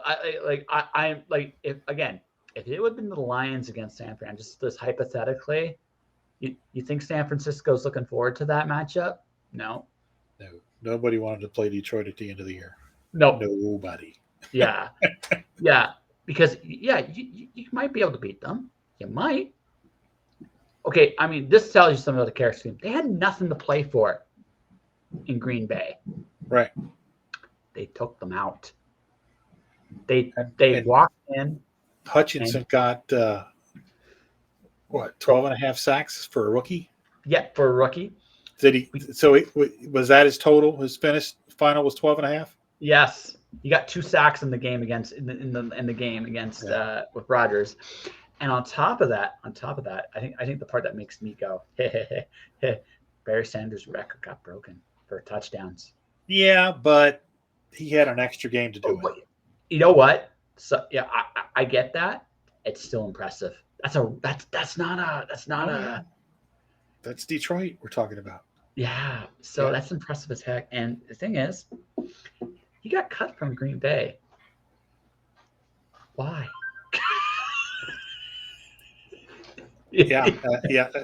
Hubris. Yes, exactly. No, hubris is a good word, right? Yeah, it's exactly the word of the day there. Yeah. So, my favorite was the ladder play last night. The Amon-Ra going back, passing back, and they just you look at that, it's just they were one of the most fun teams to watch this year. Jacksonville was great too. Yeah. Again, Cincinnati and Kansas City are always fun to watch too. But man, again, that fearless. If Detroit can keep that fearlessness, they are going to terrify the league, right? I don't think they win the championship next year. This is, and I'm just being pretty realistic. I think they get in next year, right? They smash whoever they played in the first round. I would not again, who the heck wants to play that monster in the first round? And then if it's San Fran, you'll literally hear San Fran go shit. If it's Philadelphia, you're going to hear them go shit. Well, how about please be Dallas? Please how be about Dallas. Jared Goff, man? Goff. How about Jared Goff for the last 8 weeks? 17 touchdowns, 1 interception. They figured out who they were. Yeah, that's huge. They're gonna and he's young. He's only 24. No, he's older than that. He's 27, 28 years old, but still, he's not that old. He was a first round pick in 17, wasn't it? Yeah. That's 6 years ago. Okay. Okay. Well, no, I guess he is 27. Yeah, but so what? Okay. They're gonna. Well, yeah, I mean that's still young. He's got at least 6 more years of his prime. He may not be he might be a top 15 quarterback. That's all that team needs. Yeah. That's all that team needs to win. Well, yeah, especially if they keep building on that defense. Yeah, no, the defense is what they got to work on. I think here's the thing. Next year, this is how I see it. A more complete team will still beat them next year. They won't want to play. They won't. I promise you that team. I told you that team that plays them and takes them out is not winning the Super Bowl. They're not going to have much left in the tank after that. Exactly. But they can be beaten next year. 2 years from now, again, assuming trajectory, assuming they keep doing what they're doing. Right. 2 years from now, they're my NFC North winner next year. I don't see Green Bay, Minnesota, or Chicago. There's a little meme on Twitter right now where Detroit, not even in the playoffs, is getting salutes from the Bears, the Vikings, and the rest of the NFL. Right? There's a little meme of that because again, everybody respects them. Everybody. Yep. It's like how disheartening is it that Chicago's got the first pick in the draft? I think that's hilarious. I do too. It's a joke. There's one of the most dysfunctional franchises. What they don't need a quarterback. Who are they going to pick? Offensive line. Good. Hopefully they don't take away a good defensive player from Detroit. They won't. They don't. Again, they don't need that. This is the one bright spot about Chicago. Justin Fields is good. Yeah. Justin Fields is really good. So I got to build around him. Yeah. Now that's the smart thing to do, right? If they draft a quarterback first, I'm just going to laugh so hard. So hard. Oh, they're not going to take a quarterback. My worry is that they take one of the Willie Anderson Jr. I would love to see him go to Detroit. Me too. Yeah. Me too. Oh, with the guy with Hutchinson. Oh my God, that's Jesus.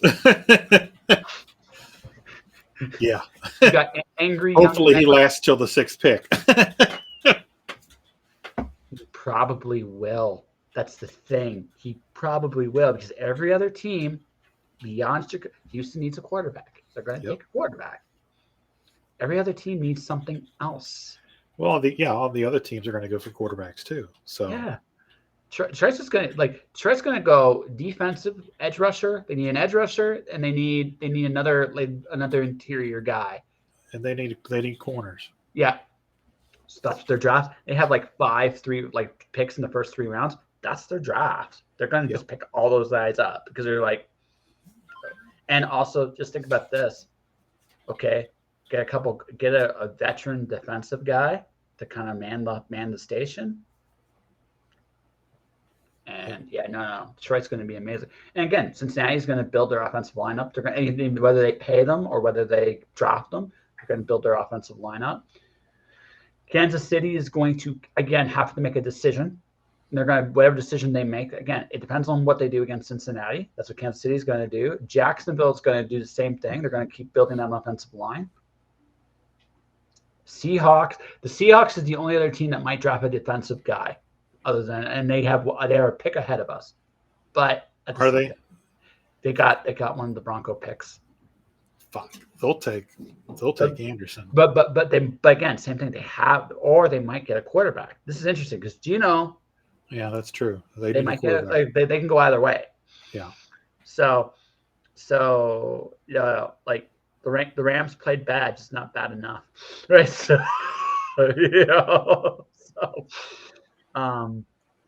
but no, again, Detroit's playing with that. They're going to be better next year.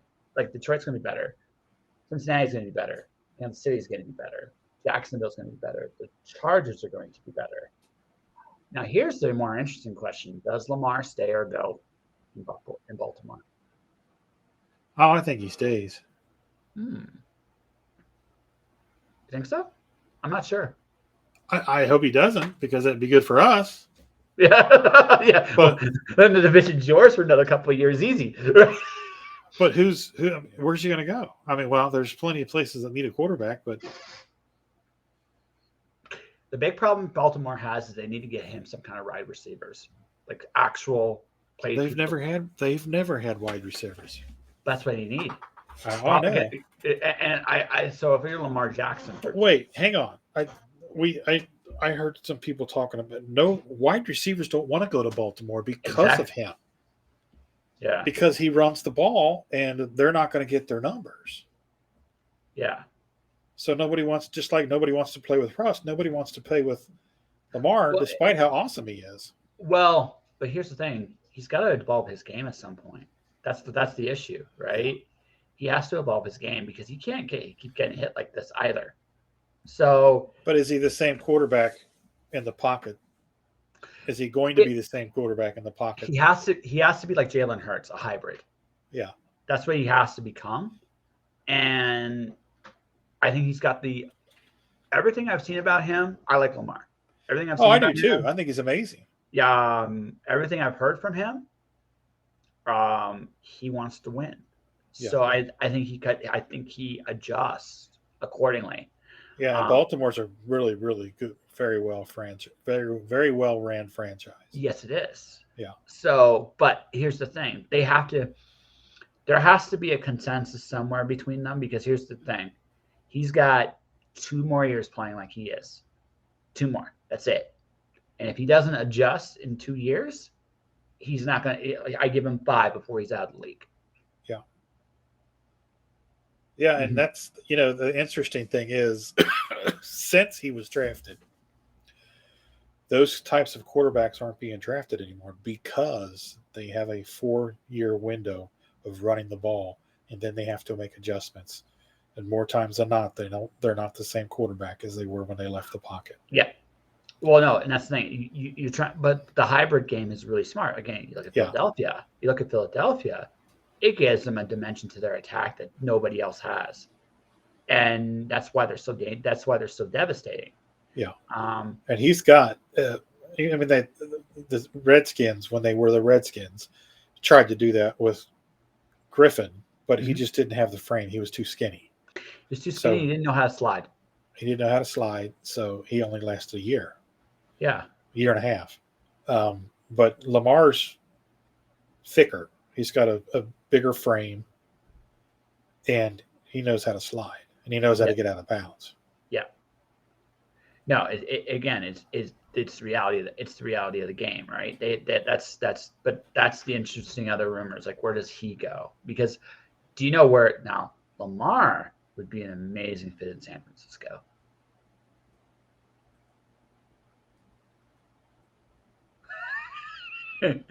He would be. What I see, if I'm San Fran, I don't think Shanahan wants that kind of quarterback. But I don't know. It's not about.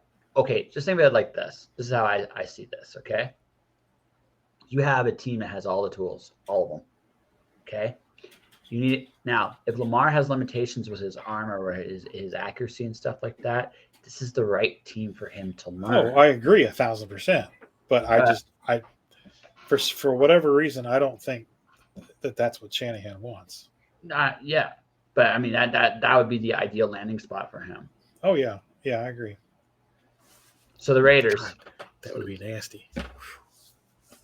Oh no! If he was there, I'd be like, well, I think they got the Super Bowl locked. Yeah, like I think at that point, give it to him now. Even my team, I'd be looking at them. It's like, I don't know how you beat that. I just think there's just too many guns in the chamber there, right? But at the same time, like, that's his best fit. If I was looking at the rest of the league, the Giants would be an interesting choice for him too. Like, I think the Giants would be a good fit for him. Yeah. Notice that none of us are really picking the Raiders for anything, which is interesting. No, I just think they're nobody wants to mess with that dysfunction. Yep. I love the Raiders. I always have, but they're a joke of a franchise. Mm-hmm. The ownership is terrible. Oh, absolutely. I know you saw Arizona fired Kingsbury. Oh God, yeah, it's the second worst job in the league.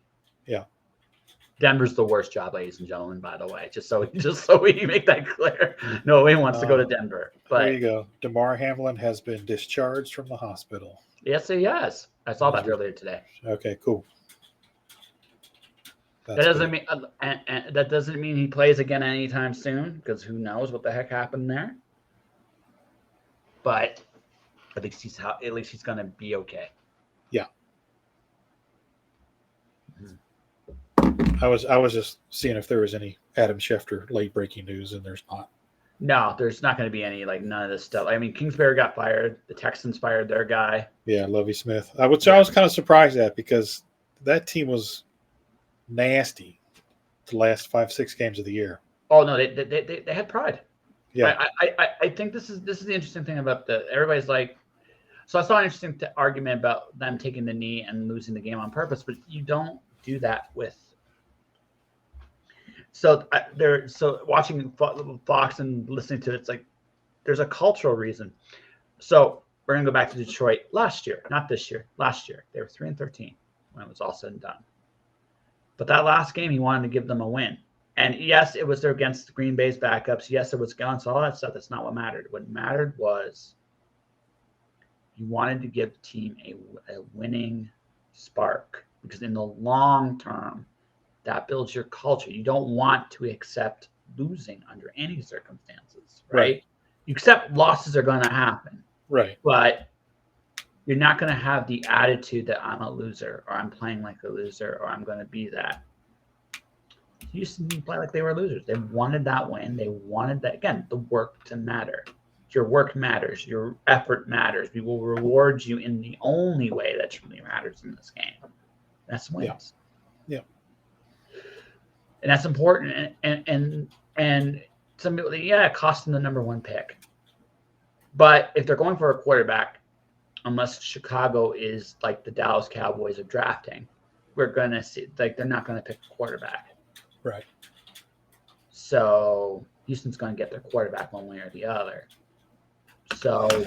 Yeah, and there's 3 or 4 decent quarterbacks coming out this year, so they're good. Yeah. Yeah, they're not world beaters from what I can tell, but they're solid choices. Better than what they have. So what do you think happens to Tua with Miami this year? Because I don't see them surviving Buffalo right now. I think Tua's done for the year. And yeah. I think if Tua was smart, if Amazon came around sniffing around and offered him a TV contract, he should take that, because he's had 4 concussions this year. Mm-hmm. That is not going to be good long term. He can't seem to stay upright, and that's the problem with him. Right, he's too small, and that sucks, because he's got the moxie. He's people following. He's an alpha male, but he doesn't have the body of an alpha male, and everybody loves him. So take that momentum and walk it right into a commentator's booth and make some money. That's what Brady should do. There's no shame in it. Well, Brady's already done that. He's already got a contract signed with Fox. Yes. So when he's done, he's going to be a commentator at Fox. Yeah. So that's already a foregone conclusion. All right. Last part. I'm gonna brush to New England, not just because they were the funniest play of the year, but also, what do you do in New England? What do you think you're gonna do? Well, he said today that he's coming back next year. For Belichick's coming back. Okay. The question is, does Kraft bring him back? And if he's coming back, is Kraft going to let him run that same dog and pony show that he ran this year with no coordinators? At some point, somebody's got to blink. Okay, so I have 2 thoughts. Mac Jones might be the dirtiest player I've ever seen. Mac Jones is a little prick. Yeah. Folks, understand what I mean? The quarterback doesn't have the opportunity to be that dirty. Like other players. Let me tell you who Mac Jones is. When you're out with the fellas and you're at the bar. Yep. And you're drinking and you're having a good time and you're talking with the ladies and the band is playing and you're all having a good time, and here comes this group of frat boys. Yeah. Little piss ants. Driving into the bar in Daddy's Jaguar. That's who Mac Jones is. Yep. He needs to be bitch slapped just for who he is. So, I've got zero respect for that little bitch. So, yeah. So, but here's the problem. They can't give up on him yet. because they haven't given him anything that resembles a stable environment. And in Right. all fairness to him, that's well, fair. yeah, and he's shown promise. Yeah. He's made some plays that where I was like, oh, okay. So, but here's the thing: they wouldn't give Tom Brady tools, weapons. Why is he any different? It's true, and that's and so which leads to a very interesting question. Now, New England did better than I anticipated. You were more right on that one than I was, although I think my reasoning was incredibly sound. Because again, everything I said about them was right. They just won more games than, okay, let's talk. Actually, we should mention one other team here, the Jets. My God, they were that close, and Zach Wilson, two of it. And as reason I'm bringing New England up, they can't beat New England, and I don't know why. I don't know why. They should have won both games. Okay, so here's my take on Zach Wilson. Zach Wilson is the clean and sober version of Johnny Manziel. Because they both come from stupid money. Yep. They both grew up rich. Johnny liked to dip into the sauce a little more. Oh, yes. And that was his downfall. And Zach is just a spoiled brat and can't handle the team, them carrying the team on his shoulders. He doesn't have the mental fortitude for it. Even when he was benched for 2 weeks and he came back, he was worse when he came back, and they benched him again. So he's got the tools, but he doesn't have the gray matter to deal with it. So I would go so far as to say that Mike Brown's a good backup quarterback. I mean, I don't know if he's a starter, but he's a good backup. Yeah, he's a great backup. Yeah, right. He's a great backup. The boys will play for him. That's the one thing I when I watched the Jets with Brown. Yeah, he's the new Nick Foles. Yeah. They'll play for him. He works his ass off. They respect him.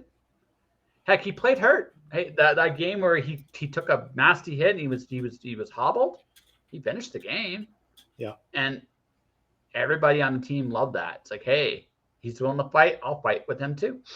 Yep. And then that's why they brought him back. That's why they brought Wilson back the first time, because Mike Brown couldn't go. Well, yeah.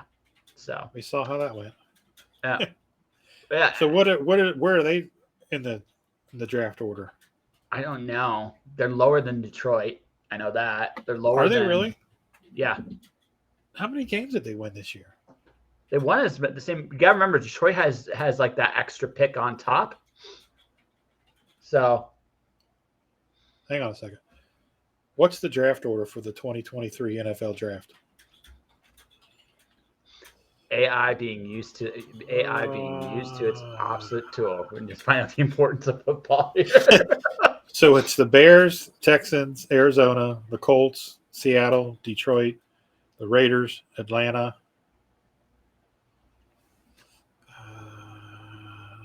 See, I feel good. I feel good about all those picks above Detroit. The only one that's going to take a defensive, possibly Seattle in that mix, and even then, we still got a bunch of good defensive guys. Yeah, the Jets picked 13th,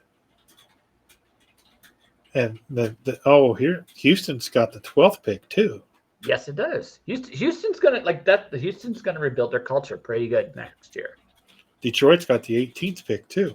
Mm-hmm. Nice. Yeah. Yeah, it gives me the top 18 picks. That's all you really need to know, though, don't you? Oh, yeah.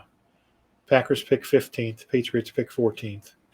The Titans pick 11th. The Eagles pick 10th. The Panthers pick 9th. The Falcons pick 8th. Did the Falcons find their quarterback in Ritter? I don't know. Atlanta was weird. He hasn't had enough. He hasn't had enough opportunity yet. Well, but Atlanta was a weird one because there were moments they looked really good, and then there were moments they were like Dallas. But you know what? Atlanta's been that way for 50 years. Oh, I know. But they were an even bigger roller coaster than Dallas was. Yeah. One week they would lose. They would get trucked 3 weeks in a row. Yep. Till you're finally comfortable picking against them. Yeah. And then they come out and they beat the tires off of some team they should lose to, and you're like, son of a bitch. Well, I put them on 16.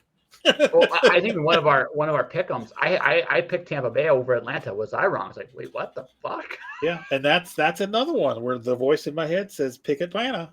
But I picked the Buccaneers because of touchdown Tommy. Yeah, no, and the Bucks unfortunately suck. But I mean, that's just the way it is. No, Atlanta's. I think I would go wait and see with Atlanta. I think I'd give him one more year. I'd give him a full year. See how it goes. Here's what I think about Atlanta. It's not going to matter.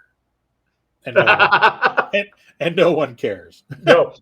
They're kind of in that group of,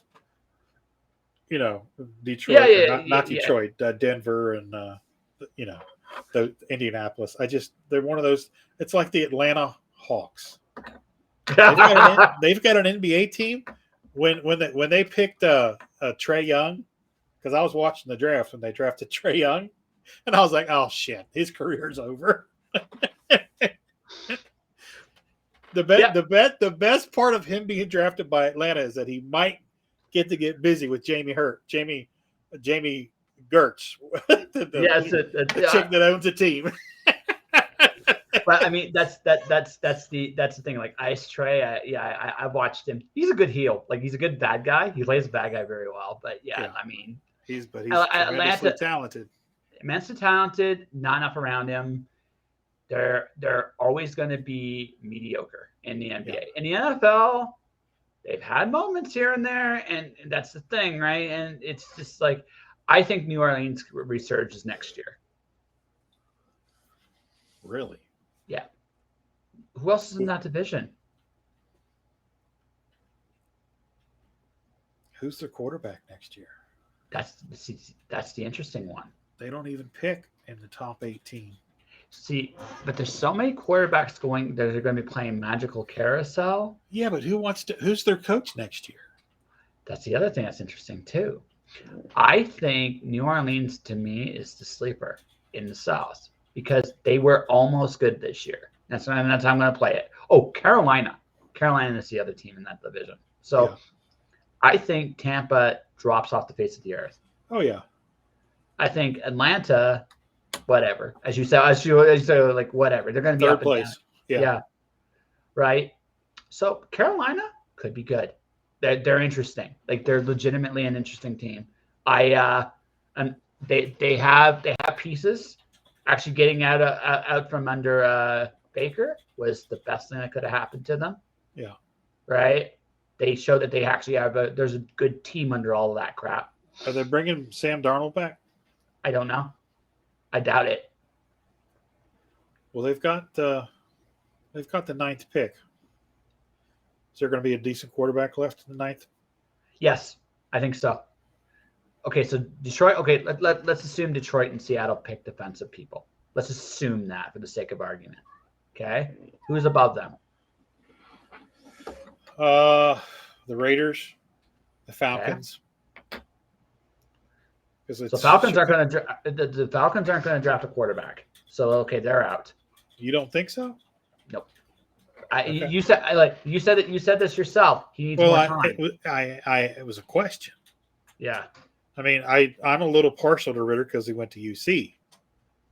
I think he's got the mental makeup to be a good quarterback. So then would it behoove you then, instead of just to dismiss him entirely, to give him a tool or two, a piece or two? Oh no, that would help him, and he's already got Pitts. Yeah, but I'm not even talking on the field, but off the field, like give him a better, right? So that might be the better call there. Like it might be if you again, quarterbacks are so hard in this league that frankly, you don't want to do the magical carousel unless he really is a dud. So right. You gotta get the right supporting staff around you. Yeah. So I think he's got the talent physically.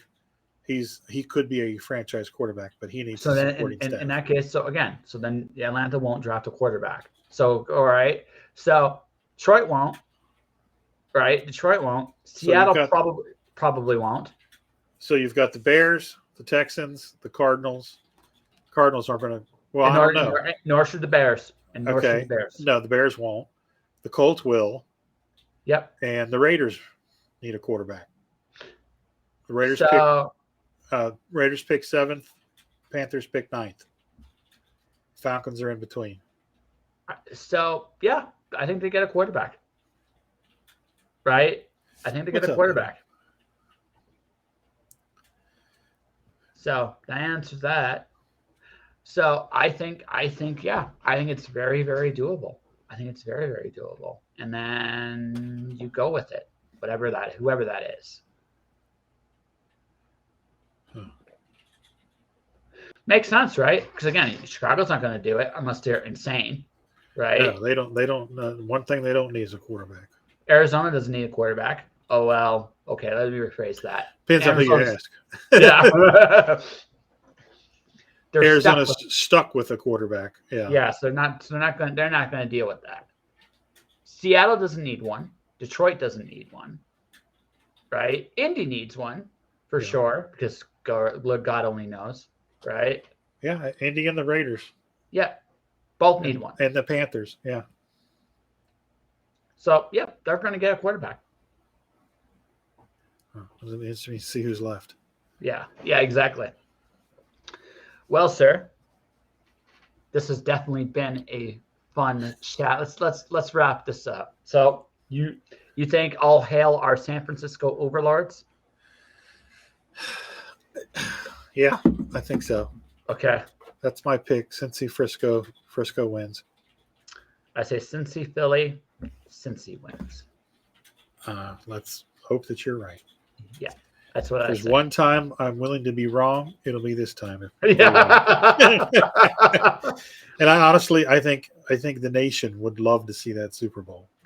No, it would be a fantastic. Like I respect the Niners. I think they too deserve a Super Bowl. To be very honest with you, with the way this team is constructed, but something just tells me that he's due for a bad game. And no, I agree. Yeah, he's just due for one. It might be this week. The thing about and folks, yes, I did pick Seattle upset. I did predict this. The thing about Seattle, and this is in San Francisco's favor. The question with Seattle is, do they have the weapons to actually put them away if San Fran struggles? That all said, they're young. They have enough weapons to, if they get on a roll and they get the momentum at the end of the game, they can win. Yes. They've got enough. They've got Walker's a good enough running back. He's beast mode in the making. Yeah. And that Metcalf is a beast. So what it comes down to, folks, then is this. Can Seattle hang on long enough? Someone actually tweeted me. It's like you think Seattle's going to put up a fight with San Francisco? Yeah, I do. I actually do.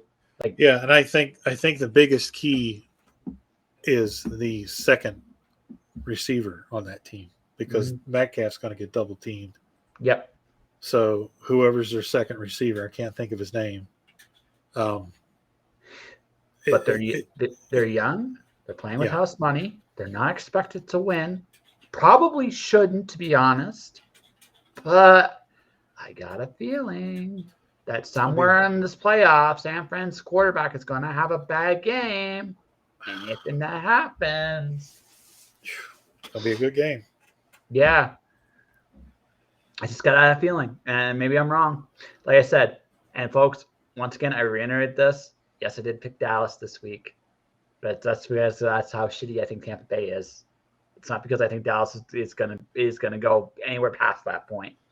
See, he's not only funny looking; he's a little mushy in the head. Yeah. Hey, like I said, Rodney, if I'm wrong, I'm expecting it. I'm expecting a Facebook. So I actually had a buddy of mine who's like, "Oh my God, Green Bay is destined to win again." This was like in the second quarter when it was like 9-3. I was like, dude, it's Just way too early for that. Just wait. I ended up doing an "I told you so" at the end of the night because it was just like, I knew. It's just like, nope, they're still hanging around. Green Bay cannot separate from these guys, and sooner or later, they're going to get a touchdown. And when that happens, and that's it, sooner or later they're going to. And like I said, I guess the last question. This is actually a good one. This will go back to Green Bay here. You start Jordan Love next year. It's up to you. Yeah. Yeah. Yeah, you have to. Or you're going to lose him. Where would you trade? You'd have to trade Rodgers. Where do you trade him to? Whoever's going to be able to give you the biggest return. Because you're going to need that in the future. That would be... So in your dream world, he'd get the Raiders. Does he want to go to the Raiders though? That doesn't matter. It's trade. But what are do the Raiders have draft capital to send back? That's the thing. Who's got draft capital? Tennessee. Tennessee would be an interesting choice. That would. Right. I think Tennessee is the same thing. He would love Tennessee. Yeah. He would love Nashville. Yeah. So Tennessee. I don't know. We'll see. I don't know. But hey, let's give it up to the He-Man's gray shirt wearing club. Yes.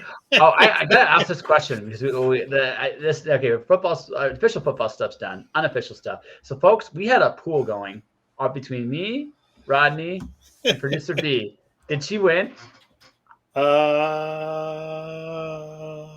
I was doing great in those last few weeks. I was pulling in some massive points in the end there. Yeah, she won. But we're not done. It goes to the playoffs. Oh yeah. Yeah. But as of right now, she's winning. She's in first place. I'm in second, and you're in third. What's the gap between first and third? So I can know how much I got to work on this. 90 points. That's a week. Yeah, she's 1445 and you're 1354. Yes. And I'm at 1391. Yep. But I am at 63%. I have the best percentage. I'm at 169 and 100. She's at 166 and 103, and you're at 156 and 113. Yeah.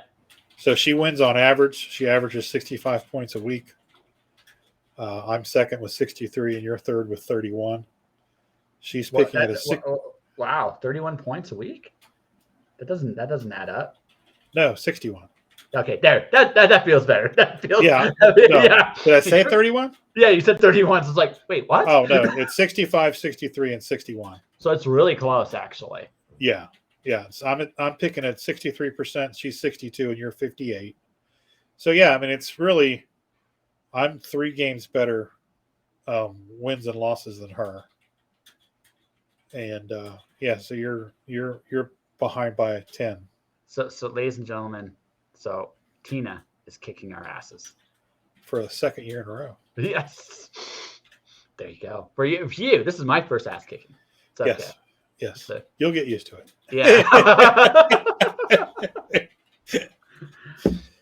But it was fun. Yeah, we'll definitely do it next year and see if we can't bring a couple more people in with us. Next year it'll be a little different because next year I'll be on the road. Next year I might be visiting you. We'll see how that all plays out. So one little thing, and then we'll wrap this bad boy up. So my theme for this year is connection and adventure. You got a theme this year, my friend? Honestly, my theme this year is to make it to next year happy and healthy. That's not a bad goal. If we can achieve that, everything else is gravy.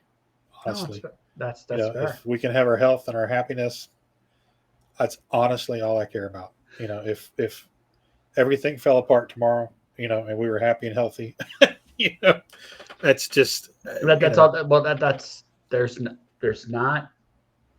very little else in the world that truly matters. But for me, I'm making my dreams come true. I'm excited for you. I'm interested to see where you go and what you do. Yeah. Take plenty of pictures. Oh no! So I'll tell you some. Oh no!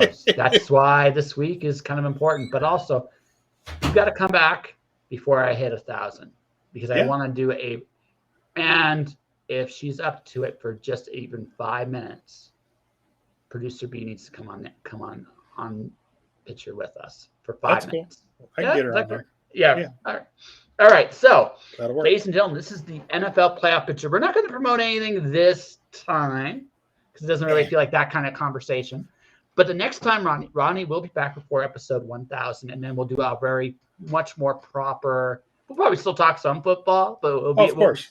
But we'll diversify a little bit more into everything else we're doing this year. Yep. So for everybody watching, everybody listening, thank you for watching. Thank you for listening. Stay inspired. Thanks, guys. See you soon. Yes, and we'll see you soon. Take care, guys. I will be back tomorrow with Thomas Doherty from Committed Comics. So that'll be good. There we go. All right. All right. See ya.